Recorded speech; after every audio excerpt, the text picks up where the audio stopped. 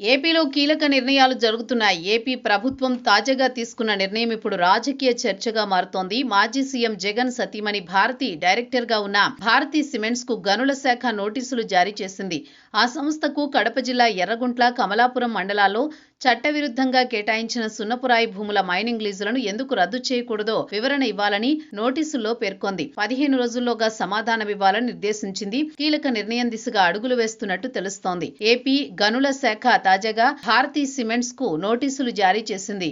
వీటిలో చట్టవిరుద్ధంగా కేటాయించిన సున్నపురాయి భూములు, మైనింగ్ లీజులను ఎందుకు రద్దు చేయకూడదో వివరణ ఇవ్వాలని నోటీసుల్లో పేర్కొంది. భారతీ సిమెంట్స్ కంపెనీ ప్రధాన కార్యాలయానికి పోస్టు ద్వారా నోటీసులు పంపింది.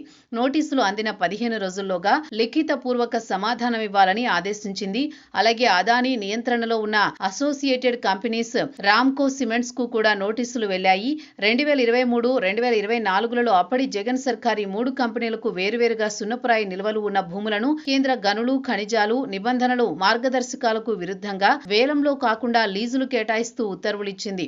కాగా భారతీ సిమెంట్స్ కి ఇచ్చిన లీజులు ఎంఎండీఆర్ యాక్టును ఉల్లంఘించడంతో పాటుగా 2023 సెప్టెంబర్లో రాష్ట్ర హైకోర్టు ఇచ్చిన ఆదేశాలను ఉల్లంఘించి న్యాయ సలహా పేరిట భారీ డ్రామా నడిపి లీజులను నిర్ధారిస్తూ కాలపరిమితిని 50 ఏళ్లుగా ప్రకటించారు.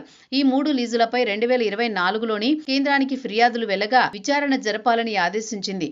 కొత్తగా కేటాయించే లీజులు వేలం ద్వారానే జరగాలని 2021లో మరో సవరణ జరిగినా వీటిని ఉల్లంఘించి భారతీ సిమెంట్స్ కు లీజులు కేటాయింపు జరిగింది. కాగా లీజులు ఎందుకు రద్దు చేయకూడదో వివరణ ఇవ్వాలని 2016 డిసెంబర్ 30న భారతీ సిమెంట్స్ కు నోటీసులు ఇచ్చింది. జగన్ సీఎంగా ఉన్న సమయంలో కీలక నిర్ణయాలు తీసుకున్నారు. ఈ కంపెనీ స్పందించకపోవడంతో 2017 జనవరి 10న లెటర్ ఆఫ్ ఇంటెంట్ రద్దు చేసింది.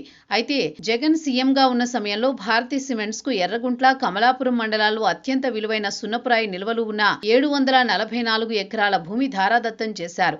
మైనింగ్ లీజును ఏకంగా 50 ఏళ్లకు పొడిగించారు. తాజా నోటీసులపై భారతీ సిమెంట్స్ స్పందన ఏంటనేది ఆసక్తికరంగా మారింది.